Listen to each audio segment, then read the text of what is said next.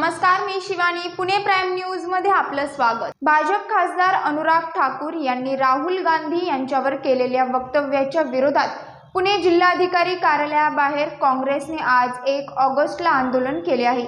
यावेळी अनुराग ठाकूर यांच्या विरोधात जोरदार घोषणाबाजी देखील करण्यात आली.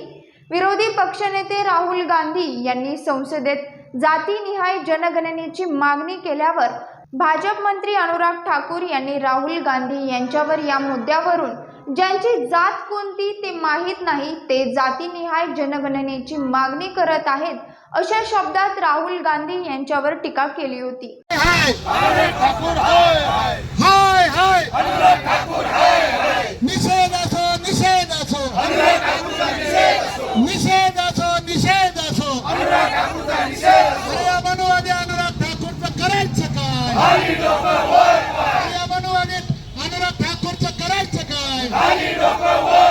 भाजप सरकार आरएसएस सरकार भाजप सरकार अनुराग ठाकूरचा राहुल गांधी संघर्ष करू. जातीने कोणताही देश आपला चालत नाही, हा संविधानाने चालतो आणि संविधानाला अबाधित राखून आपण तो मनोगत व्यक्त राहुल गांधींनी केलं.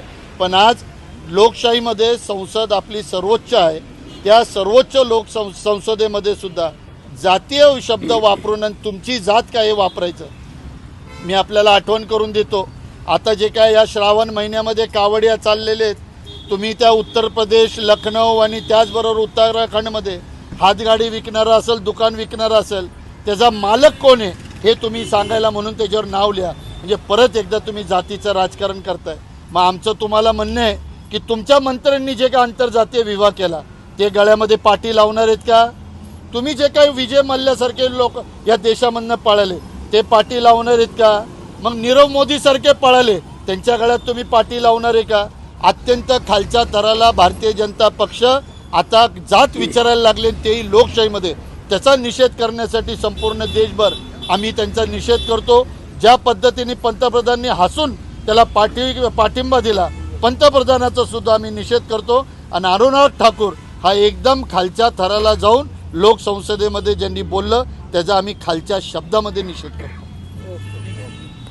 पाहत रहा पुणे प्राइम न्यूज. धन्यवाद.